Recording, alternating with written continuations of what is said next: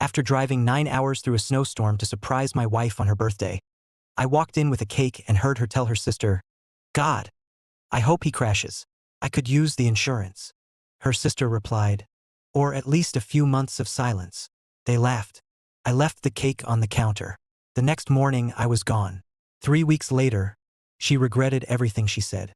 So, I'm 33M, and my wife, Abigail, 31F, have been married for 7 years. Classic story. High school sweethearts, broke up for college, reconnected at a mutual friend's wedding, and the rest was history, or so I thought. Things haven't been great lately. Abigail's been distant, starting about 6 months ago when she began hanging out more with her sister, Mia, and this new group of friends who all seem to drive cars they can't afford and take vacations they don't have the money for. Not judging, just noticing.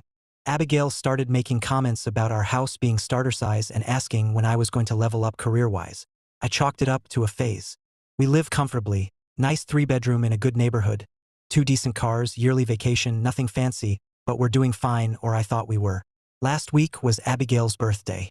February birthdays suck in the Midwest. Always cold, often snowy, plans get canceled. So I decided to do something special this year. Her actual birthday fell on a Tuesday, but she'd mentioned wanting to visit her sister that weekend, since they had plans to go to some spa thing on Saturday.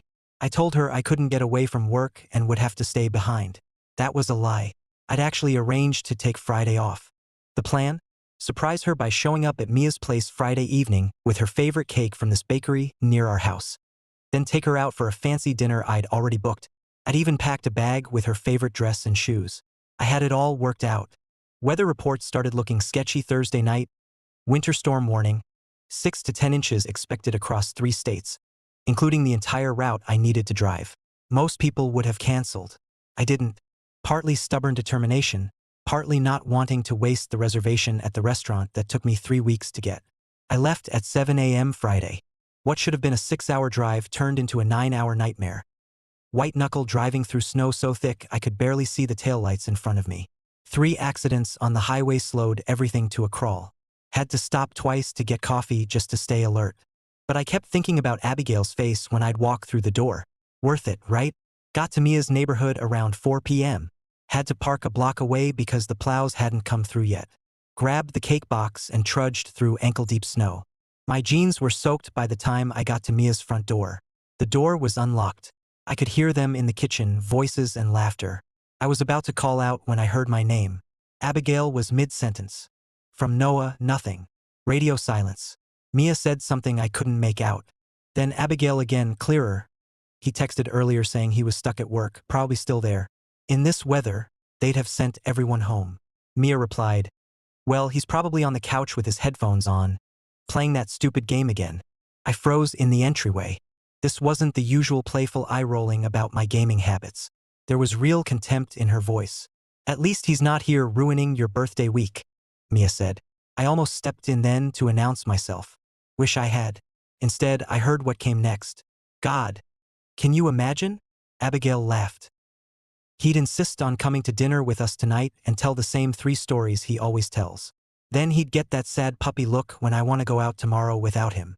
My stomach nodded. I stood there, holding this stupid cake I'd driven 9 hours through a blizzard to deliver, listening to my wife mock me to her sister. "Well, at least he's safely out of the way," Mia said. "The roads are a disaster. My friend's husband got stuck on the highway for 3 hours." There was a pause. Then Abigail said something I'll never forget. "God, I hope he crashes. I could use the insurance." I must have made a noise because they both got quiet. I thought I'd been caught, but then Mia responded, "Or at least a few months of silence." They both laughed. Actual laughter at the thought of me dead or hospitalized. I don't remember consciously deciding what to do next. I just walked into the kitchen, placed the cake box on the counter, and walked back out. Their faces. I've never seen color drain from someone's face so fast in real life. Abigail called my name, but I just kept walking, back through the snow, back to my car. I sat there for maybe 20 minutes before I could even put the key in the ignition. My phone blew up, 17 missed calls by the time I checked, 38 text messages. I read exactly none of them. I drove to the nearest motel. Cost me $80 for a room that smelled like cigarettes in desperation. Turned off my phone and stared at the ceiling until sunrise. When I did turn it back on, There were 63 texts and 29 missed calls. I didn't read them, just texted my friend Theodore. Something happened with Abigail. Need a place to crash for a few days. Theo, being the MVP he is, just replied, doors unlocked. Beers in the fridge. I drove the 9 hours back home, packed 3 suitcases of clothes and essentials while Abigail was still at Mia's, grabbed my important documents from our fireproof box, and went to Theo's. That was 3 days ago. I still haven't spoken to Abigail, though not for her lack of trying. She's called from multiple numbers, left voicemails ranging from tearful to angry, and even showed up at my work yesterday. I wasn't there, called in sick. Today, I went to the bank and moved half our joint savings into a new account in just my name, froze our joint credit cards, changed all my passwords, told my boss I needed to work remotely for a week due to a family emergency. It's all very methodical, which is weird because inside, I feel like I'm in freefall. The thing is, I keep replaying those words. I hope he crashes. I could use the insurance. Who says that about someone they're supposed to love? Who laughs about their spouse being silenced for months? Even worse is realizing this probably isn't the first time she said something like this. Just the first time I heard it. Our friends have started reaching out. Apparently, Abigail's telling people we had a misunderstanding and I'm overreacting, classic gaslighting move. One mutual friend texted, saying, whatever happened, I'm sure you guys can work through it, without even asking for my side. I haven't told anyone what I heard. Not even Theo knows the full story, though he hasn't pushed. He just keeps the fridge stocked and gives me space. Last night, I finally read some of Abigail's texts. They follow a predictable pattern. Confusion. Where did you go? Why did you leave? Defensiveness. It was just a joke. You weren't supposed to hear that. Anger. You're being childish. Answer your damn phone. Manipulation. I'm worried about you. Please let me know you're okay. Threats. If you don't call me back, I'm calling the police to report you missing. Self-pity. I can't believe you do this to me on my birthday weekend. Not one genuine apology. Not one acknowledgement of how messed up what she said was. After reading those, I blocked her number. I'm not ready to talk to her. Maybe I never will be. Today, I met with a financial advisor named Milton, who a coworker recommended. Spent 2 hours going through our finances.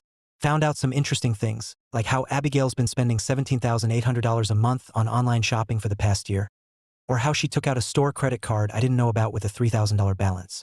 Milton helped me make a plan to disentangle our finances as painlessly as possible. It's all legal, nothing shady, but it means Abigail's about to get a reality check about her spending habits. The joint account I left untouched has enough for this month's mortgage and utilities. After that, we'll see. I'm not trying to leave her destitute. I just need her to understand there are consequences.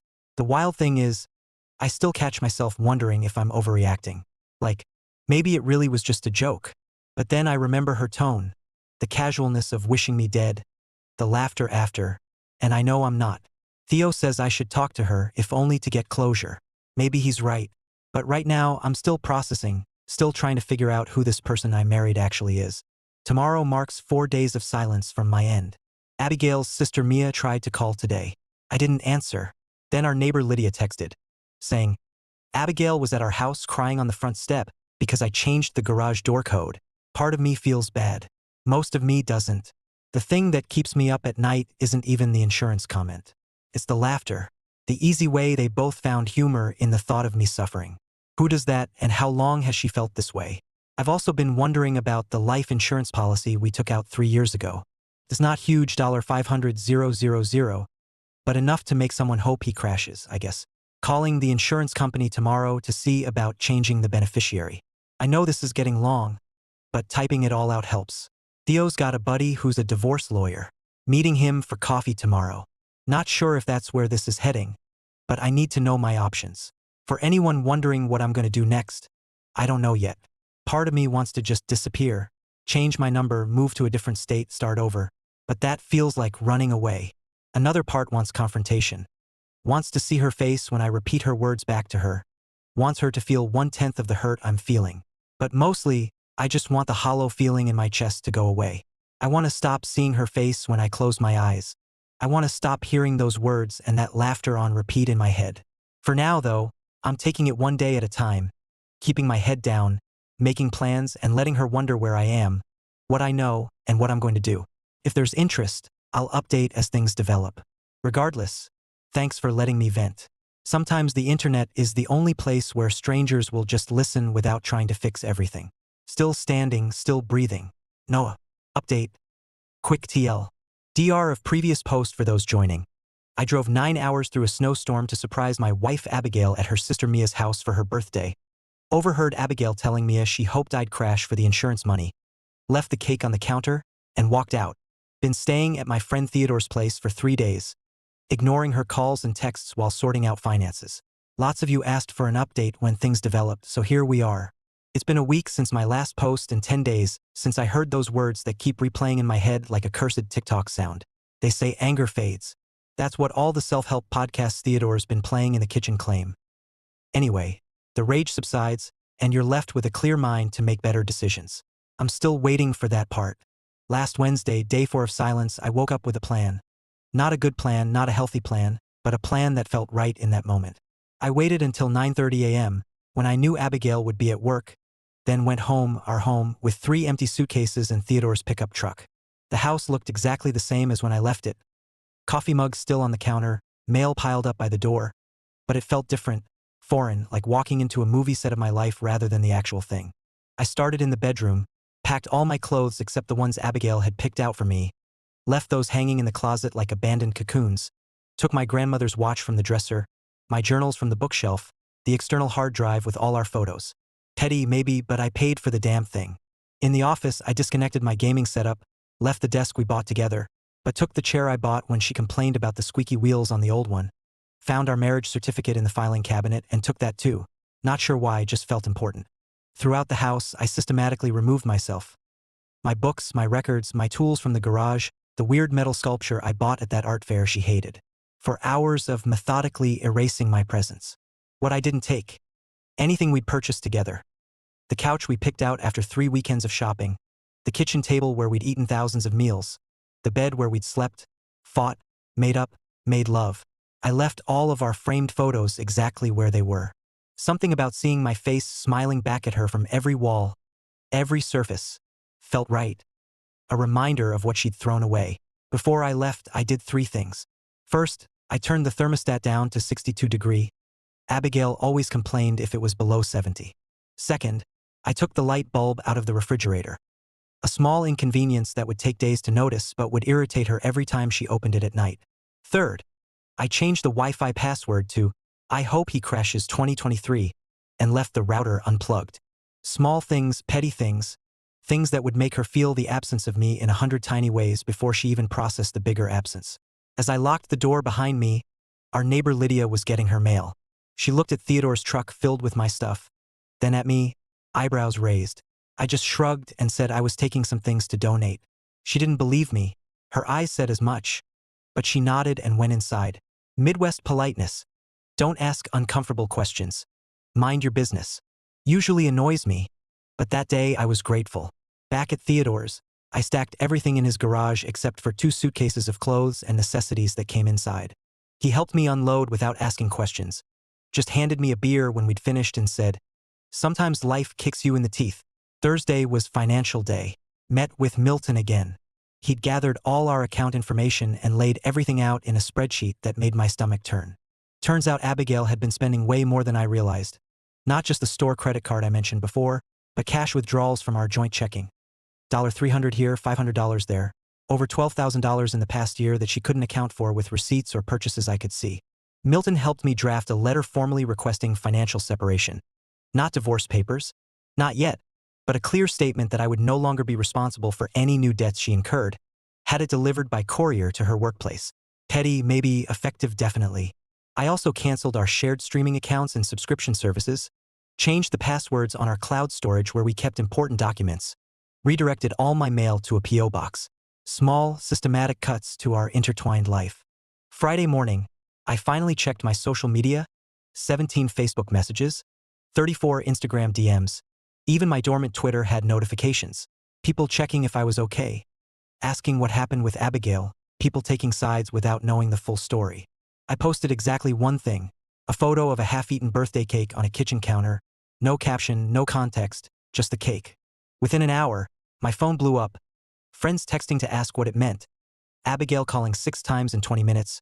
Her best friend Jill sending a message asking if I was okay because Abigail was really worried. I answered none of them. That afternoon, I met with Rayon from work to explain I needed some personal time. He was surprisingly understanding, just asked how much time I needed and if I could still handle the Wilson project remotely. I said yes to the project, 2 weeks for the time. He didn't pry, just clapped me on the shoulder and said sometimes space was the best way to get clarity. First decent advice I'd gotten since this whole thing started. Saturday brought the first real confrontation. I was at the grocery store, staring at frozen pizzas and trying to remember which brand Theodore preferred, when someone called my name. Turned around to find Mia standing there, shopping basket in hand, face pale like she'd seen a ghost. She started with the usual. Abigail's worried sick, everyone's concerned. Won't I please just talk to her? When I didn't respond, her tone shifted. Said I was being childish. Said it was just a joke between sisters. Said I was blowing things out of proportion. I finally spoke, asked her point blank if she thought wishing death on your spouse for insurance money was normal sister joke material. Asked if she'd want her boyfriend to hear her say something similar. Asked if she realized that joke was the culmination of months of Abigail's growing contempt. She didn't have answers, just stammered something about misunderstandings and context. I put the pizza back, left my half-filled cart in the aisle, and walked out. Petty, yes, satisfying, also yes. Sunday was quiet. Theodore had some friends over to watch the game. They all knew something was up, but nobody asked. Just handed me beers and made room on the couch. For 3 hours, I almost felt normal. Then Monday hit, and with it, reality. My temporary leave from work began. The house I'd shared with Abigail for 5 years was sitting half empty across town, and my phone showed 15 missed calls from her overnight. I finally listened to one voicemail. Her voice sounded different. Scratchy. Raw. She said she hadn't been sleeping, said the house felt wrong without me, said she'd noticed more and more of my things missing and it was scaring her. Asked if I was ever coming back or if I was ghosting our entire marriage. Something about her terminology, treating our relationship like some Tinder match you can just disappear from, hardened something in me. I texted Theodore that I was going for a drive and ended up parked outside our house. My house, Abigail's house, for almost an hour. Her car wasn't there. The porch light was on, even though it was daytime, like she had forgotten to turn it off. The recycling bin at the curb was overflowing with wine bottles. I didn't go in, just sat there wondering how many mortgage payments I had left, wondering if I should sell it and split the proceeds or try to buy her out, wondering how we'd gone from forever to forensic accounting in 10 days. Tuesday brought another financial surprise. Notification from our credit card company about unusual activity. Abigail had gone on a shopping spree, over $2,000 at department stores and boutiques. Retail therapy or deliberate financial sabotage. Either way, I called and reported the card stolen, had a new one sent to my P.O. box. Another bridge burned. That night, I finally posted something more substantial online, not about Abigail specifically, but a simple status. Sometimes the hardest thing and the right thing are the same. Vague enough to mean anything, specific enough for those in the know. Abigail would see it, her friends would see it. The narrative was shifting from Noah's having a meltdown to something serious happened. Wednesday marked 2 weeks since I'd heard those words in Mia's kitchen. 2 weeks of silence from my end. 2 weeks of increasingly desperate attempts to contact me from Abigail's end. I met with a lawyer Theodore recommended, nice guy named Milton. Yes, same name as my financial advisor, which got confusing fast. He laid out my options. Divorce would be straightforward since we don't have kids, but the house and finances would still be complicated.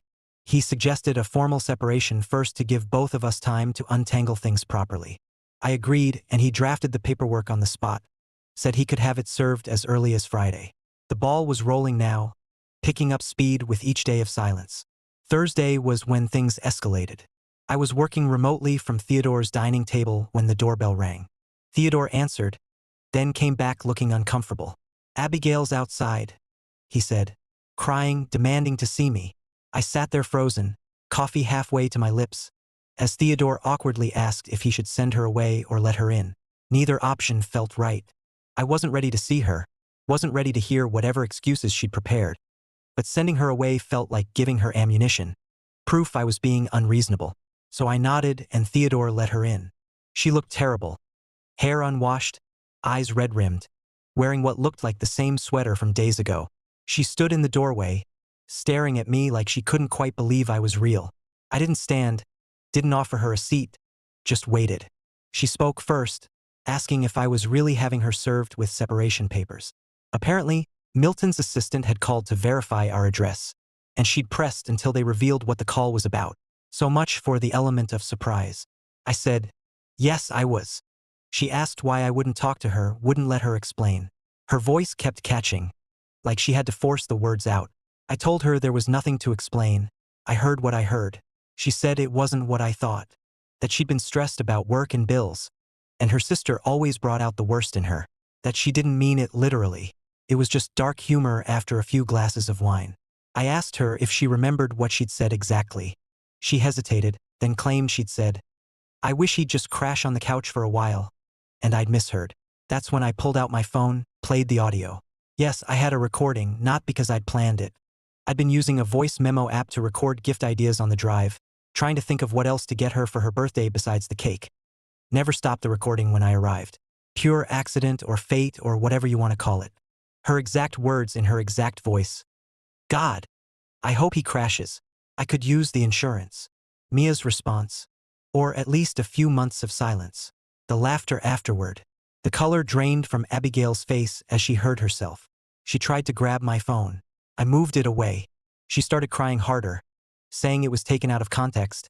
She didn't mean it. She'd never hurt me. I just asked her one question.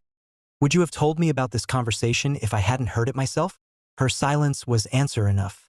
Theodore had made himself scarce when she arrived, but now he came back into the room, awkwardly suggesting maybe they should continue this conversation another time when emotions weren't so high. Abigail ignored him, focused entirely on me. She started listing all the things she'd realized over the past 2 weeks.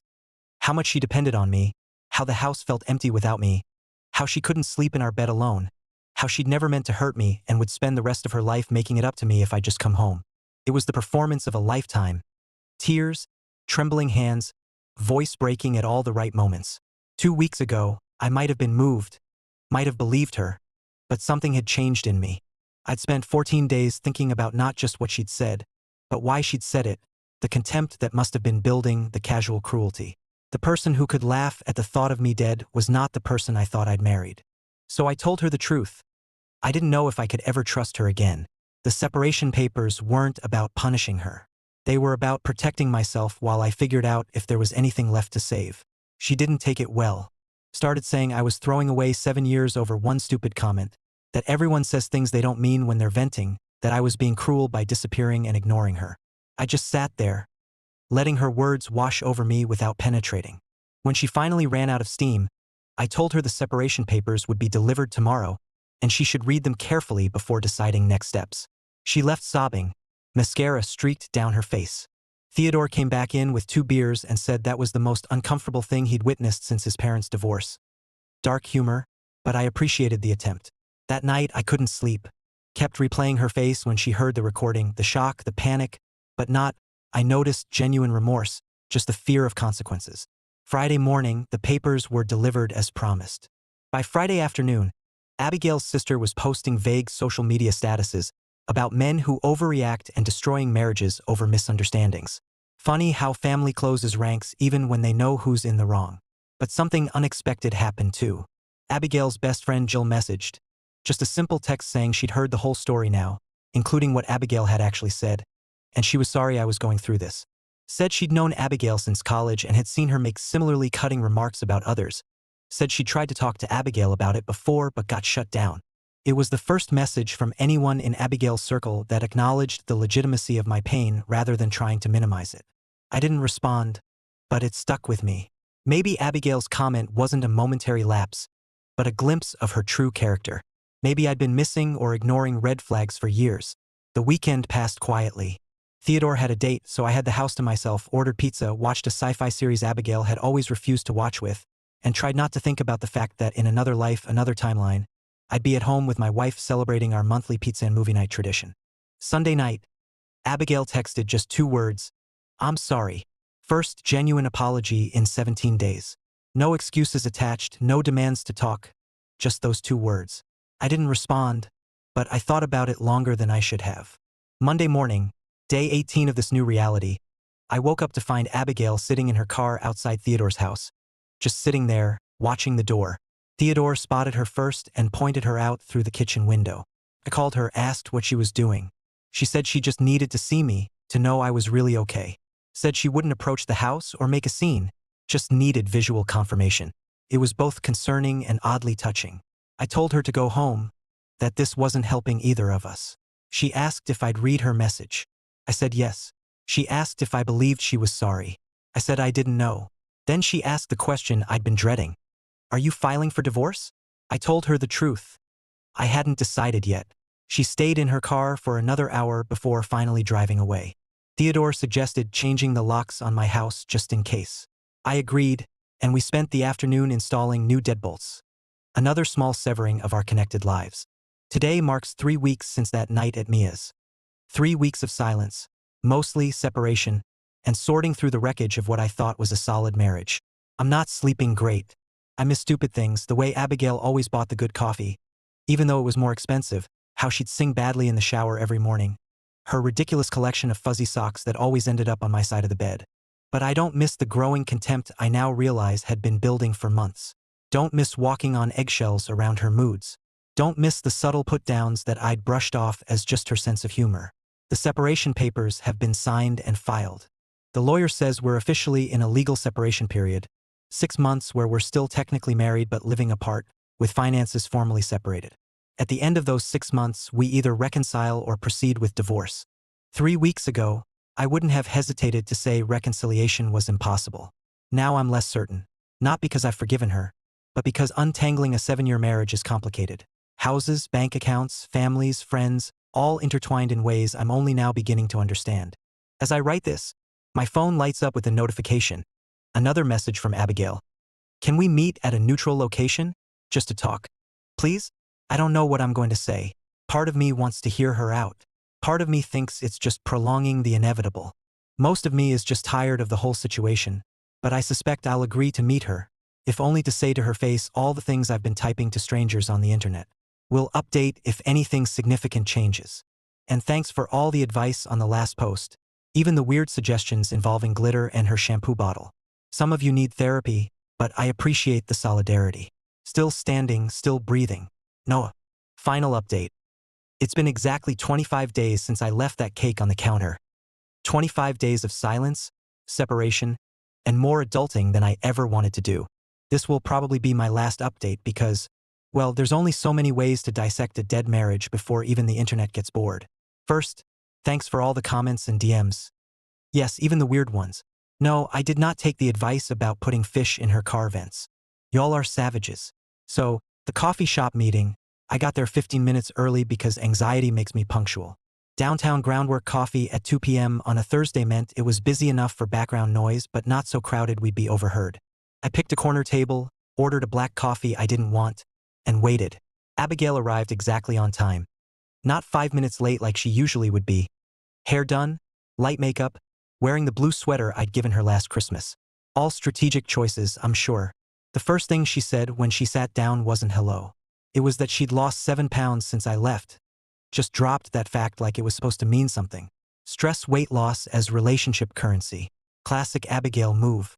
I didn't acknowledge it, just asked why she wanted to meet. She'd prepared notes, actual handwritten notes on a yellow legal pad. The sight was so unexpected I almost laughed. This woman who would rather die than make a grocery list had bullet-pointed her way through whatever this conversation was supposed to be. Her first point. She was sorry. Genuinely, deeply sorry for what she'd said. It was cruel and thoughtless, and she didn't mean it. She'd been stressed about work, annoyed that I was missing her birthday weekend, or so she thought, and had been drinking wine with Mia all afternoon. The words just came out. I asked why she'd laughed after. She flinched, like I'd flicked water in her face. Said it was nervous laughter. Said Mia always brought out her worst side. Said it was a stupid attempt to seem edgy and cool in front of her sister. Second point. She'd been taking our relationship for granted. She'd gotten comfortable in the safety I provided, the stability. She'd stopped appreciating everything I did and started focusing on what I didn't do. Third point. The past 3 weeks had been a wake-up call. She'd realized how much she depended on me. Not just financially, though that was part of it. At least she was honest, but emotionally. Said the house was too quiet. Said she'd started talking to herself just to hear a voice. Fourth point. She wanted to try couples therapy. Had already found someone who specialized in rebuilding trust after betrayal. Had booked a preliminary appointment for next week. Wouldn't I please consider it? Through all this, I just sat there, sipping my now cold coffee, watching her face for signs of the woman who'd casually wished me dead. Was this performance or genuine remorse? I still couldn't tell. When she finished her prepared remarks, she put the legal pad down and looked at me directly for the first time. Asked what I was thinking. I told her I was thinking about parallel universes, about how in another timeline I never drove through that snowstorm, never heard what she said, would still be living in blissful ignorance, sleeping next to someone who could laugh at the thought of me dead. She started crying. Not the theatrical sobbing from Theodore's living room.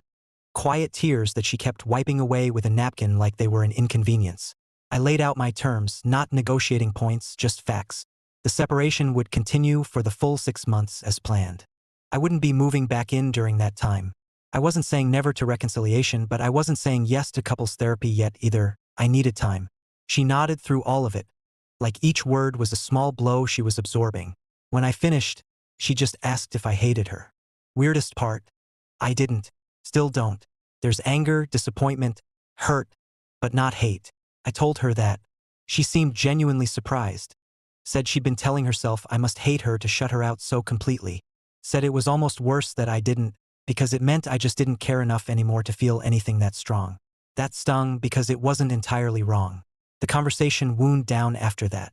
We agreed to communicate through email about practical matters like the house and bills. She'd continue paying the mortgage, her name's on it too. I continue paying my share of utilities. We'd reassess at month 3 of the separation. As we got up to leave, she hesitated, then asked if she could hug me. I said no. She nodded like she'd expected it, gathered her things, and walked out. I sat there for another half hour, thinking about how surreal it was to have such a business-like conversation with someone I've seen ugly cry. Someone who's held my head when I had food poisoning. Someone who knew every stupid, embarrassing story from my childhood. 7 years reduced to bullet points on a legal pad. Life continued its weird new pattern. After that, I extended my remote work arrangement through the end of the month. Theodore's spare room became less temporary feeling as I bought a decent mattress topper and hung up a few pictures. I established routines: morning run, work, gym 3 times a week, cooking dinner with Theodore when our schedules aligned. The silent strategy continued to pay unexpected dividends. With limited contact from me, Abigail seemed to be doing some actual reflection. Her sister Mia sent me a surprisingly humble message a week after the coffee shop meeting. Said she'd been a bad influence on Abigail for years, encouraging her to be brutally honest. Read mean as some twisted form of sisterly bonding. Said she was disgusted with herself for laughing that day. Didn't ask for forgiveness, just wanted me to know she recognized her role in the situation. I didn't respond, but took screenshots, not for leverage, just to remind myself I wasn't crazy for feeling betrayed. Meanwhile, the financial pressure was hitting harder than I'd anticipated. Abigail's friend Jill reached out again. Said Abigail was struggling to maintain her lifestyle on just her income, had to cancel her monthly spa membership, was looking for a roommate to help with the mortgage but didn't want to actually move anyone in because she was still hoping you'll come home. I noted the manipulation tactic, using a friend to make me feel guilty, but didn't take the bait. Thanked Jill for the update and said Abigail was welcome to contact my lawyer if she wanted to discuss financial arrangements. Around day 30, something shifted in Abigail's approach. Her emails became less emotional, more practical. She started selling some of her more expensive clothes and bags on resale apps, got rid of her second car, the impractical convertible she'd insisted on buying last summer, even mentioned in an email that she was considering taking classes to increase her earning potential. It was like watching someone grow up in fast motion. Strangely, I felt proud of her, even as I remained determined not to rescue her. Day 35 brought an unexpected twist. I checked the mail at my P.O. box and found a thick envelope from Abigail. Inside was a handwritten letter, 10 pages front and back, and a USB drive. The letter was essentially a timeline of our relationship from her perspective, every major moment, good and bad. The proposal at the lake, our first big fight about her spending, the miscarriage in year 3 that we never really talked about properly, the gradual shift in how she saw me, from partner to provider to obstacle. It was brutally honest in a way our actual conversations never had been. She admitted to resenting my contentment with our life when she always wanted more, admitted to comparing our lifestyle unfavorably to her friends, even though she knew they were drowning in debt to maintain appearances, admitted to flirting with her coworker Jason last year, though she swore nothing physical happened. The USB drive contained audio files, recordings of her therapy sessions, with her therapist's permission, apparently. I only listened to one, couldn't stomach more. Hearing her dissect our marriage with a stranger, hearing the genuine confusion in her voice when she tried to explain why she'd said what she said about the insurance money. It was too intimate, too raw. I deleted the files and put the letter in my document box. Not sure if I'll ever read it again, but it felt wrong to throw it away. Day 40 brought another development. Ran into our neighbor Lydia at the hardware store. She mentioned that Abigail had been hosting some kind of weekly gathering at the house, not parties, meetings. Said there were always 6 or 7 cars out front on Wednesday nights. Curiosity got the better of me. That Wednesday, I parked down the block and watched. 7 women arrived between 6 o'clock and 6:30, all around Abigail's age. Some I recognized as her friends, others were strangers. I didn't approach, that would be weird, but I did text Jill afterward, asking casually what Abigail was up to these days. She said Abigail had started a women's accountability group focused on financial literacy and breaking toxic relationship patterns. That was not what I expected. Around day 45, the social media dynamic shifted dramatically. Mia, who'd been conspicuously silent about our situation online, posted a lengthy status about supporting my sister through her awakening and helping her recognize destructive patterns. She tagged Abigail, who responded with a simple, "Love you. But this journey is mine to share when I'm ready." This caught the attention of our mutual friends. Suddenly, people who'd been giving me space started reaching out, asking what was going on. The rumor mill churned. Someone heard Abigail was in rehab. She wasn't. Someone else heard I'd cleaned out our accounts and left her destitute, also untrue. Yet another claimed we'd been having problems for years and the separation was mutual, partially true, I guess. I maintained my silence. Let them wonder. Day 50 marked a significant moment. For the first time since leaving, I went back to the house while Abigail was home. Needed to pick up my winter gear from the garage. Minnesota spring is a lie, and we got 6 inches of snow overnight. Texted her first to make sure it was okay. She responded immediately, saying, of course, she'd be home all day, working on some project. Pulling into the driveway felt surreal. The lawn needed mowing, the flower beds were untended. Small signs of my absence. Abigail met me at the door but didn't hover. Just said to take whatever time I needed. Then retreated to the kitchen where she appeared to be painting something. The house felt different, smelled different too. Less like my laundry detergent. More like the essential oil diffuser she'd always wanted to use but I found too strong. Photos had been rearranged, some furniture moved. Not drastically, but enough to notice. In the garage, I found my winter stuff neatly boxed and labeled. Not thrown together hastily, but carefully packed. She'd even included things I'd forgotten about. My favorite scarf, the expensive gloves my mom had given me 2 Christmases ago. As I loaded the boxes into my car, Abigail came out with a mug of coffee, asked if I wanted to see what she was working on inside. No pressure, just an offer. Curiosity won out. I followed her to the kitchen, where she'd set up a small art studio. She was painting wooden signs with inspirational quotes, the kind of thing she used to mock people for buying at Target.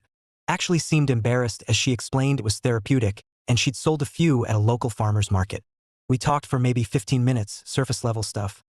Weather, her parents' anniversary, the water heater making that knocking sound again. Normal conversation between 2 people who used to share everything. As I was leaving, she said something that stuck with me. Said she'd been reading about grief and realized she was grieving our marriage while also hoping to save it. And those 2 things kept contradicting each other in her head. I nodded, said I understood, because I felt the same contradiction. It was the most honest exchange we'd had in years. Day 60 brought financial clarity. Meeting with Milton, the financial advisor, not the lawyer, still confusing, revealed Abigail had been sticking to our agreement. No new joint debt, regular payments on her personal credit cards. She'd even paid off that store card I hadn't known about. Milton suggested it might be time to discuss more permanent financial arrangements, depending on which way I was leaning about reconciliation. I realized I hadn't actively thought about that choice in weeks. Had been so focused on maintaining boundaries that I'd avoided the bigger question. So I made a list, pro/con style, like deciding which car to buy or which job offer to take. Except this was about whether to try salvaging a 7-year marriage or walk away permanently. The list didn't help. Some things can't be quantified. Day 70, Theodore announced he was seeing someone seriously enough that they were discussing moving in together. Not immediately, but within a few months. He assured me I could stay as long as I needed, but the subtext was clear. Time to figure out a more permanent arrangement. That weekend, I toured 3 apartments, signed a 6-month lease on the second one. 1 bedroom, walkable downtown location, decent kitchen, a fresh start, told Abigail via email. She responded with a single line, I understand, but the door here remains open. Moving day came on day 75. Theodore helped, along with 2 other friends. 4 hours of carrying boxes and furniture up 3 flights of stairs because the elevator was broken. Ordered pizza and beer afterward. Christened the place with a makeshift living room picnic since I hadn't bought a dining table yet. That night, alone in my new apartment, I finally opened the folder of photos on my external hard drive. 7 years of memories. Vacations, holidays, random weekday moments. Abigail laughing at something off camera. Abigail sleeping with her mouth slightly open. Abigail in the early days looking at me like I hung the moon. I didn't cry. Just sat there feeling the weight of everything we'd built and everything we'd lost. Day 80, email from Abigail asking if we could meet again. She wanted to discuss what would happen after our 6-month separation ended. Still 3 months away, but she wanted to be prepared for either outcome. We met at a different coffee shop, more neutral territory. She looked good, healthy, had cut her hair to shoulder length, wore minimal makeup and simple clothes. Jeans, sweater, boots, the flashy designer purse replaced by a canvas tote. The conversation was direct. She asked if I was leaning toward reconciliation or divorce. I told her honestly that I hadn't decided. Asked what she wanted. She said she wanted to try again, but only if I could eventually forgive her. Really forgive, not just say the words while holding on to resentment. Said she'd changed in the past 11 weeks, was still changing, and wanted the chance to show me that person rather than tell me about her. I said I believed she'd changed. Said I'd changed too. Said I wasn't sure if our new selves were still compatible or if we'd grown in different directions. She nodded, said that was fair. Then she handed me a sealed envelope, said it contained her proposed terms for either outcome, reconciliation or divorce. Asked me to read it when I was ready and let her know my thoughts. I opened it 3 days later. Inside was the most mature, reasonable document I could have imagined from someone fighting for their marriage while preparing for its end. For reconciliation, 6 months of couples therapy before cohabitation, full financial transparency from both sides, regular check-ins about relationship satisfaction, annual state of the union discussions about goals and progress. For divorce, fair division of assets based on contribution rather than strictly 50-50. She would buy out my share of the house at market value. No alimony either direction. Clean break with minimal lawyer involvement if possible. It was clear-headed, practical, and completely unlike the Abigail who'd wished me dead for insurance money 3 months earlier. I emailed her that both sets of terms seemed reasonable, asked for time to make my decision. She responded with a simple, take all the time you need. Day 90 today. 3 months since I heard those words in Mia's kitchen. 3 months of silence, separation, reflection, and growth. I've been thinking about cakes, the one I left on Mia's counter, the birthday it was meant to celebrate, the moment everything changed. This afternoon, I went to the same bakery, bought the same cake, drove to my new apartment, and set it on my new counter. Then I took a photo and texted it to Abigail, the first direct text I'd sent her in 90 days. She called immediately. I let it go to voicemail. Then I cut a slice of cake, sat on my secondhand couch, and listened to her message. She didn't beg, didn't make assumptions, just said she understood the symbolism, said she would accept whatever I decided, said she was proud of how I'd handled myself through all of this with dignity instead of destruction, said she was sorry again. Not expecting forgiveness but offering the apology anyway. I'm meeting with the lawyer tomorrow, not to file for divorce, not yet, but to discuss the next steps of either path, to understand what reconciliation would really look like after something like this, to know exactly what I'm choosing. Tonight, I'll finish this cake alone, not out of sadness, but because some journeys need to be walked solo. I don't know if Abigail and I have a future together. The wound she inflicted was deep. The trust she shattered won't be easily rebuilt. But I do know that whatever I decide, it will be from a place of strength rather than fear, of clarity rather than confusion. Those words at Mia's kitchen table revealed something ugly. But maybe they also revealed something necessary. Maybe we needed to break completely to see what we were actually made of. Or maybe some things, once broken, should stay that way. Either way, I'm at peace with the process. The man who left that cake on the counter 90 days ago would have set himself on fire to keep Abigail warm. The man writing this now knows his own worth. I'll update one last time after I make my final decision. But for now, I'm signing off. Thanks for coming on this journey with me, internet strangers. Your advice, support, and occasional terrible revenge suggestions have been a strange form of therapy. Still standing, still breathing, stronger than before. Noah.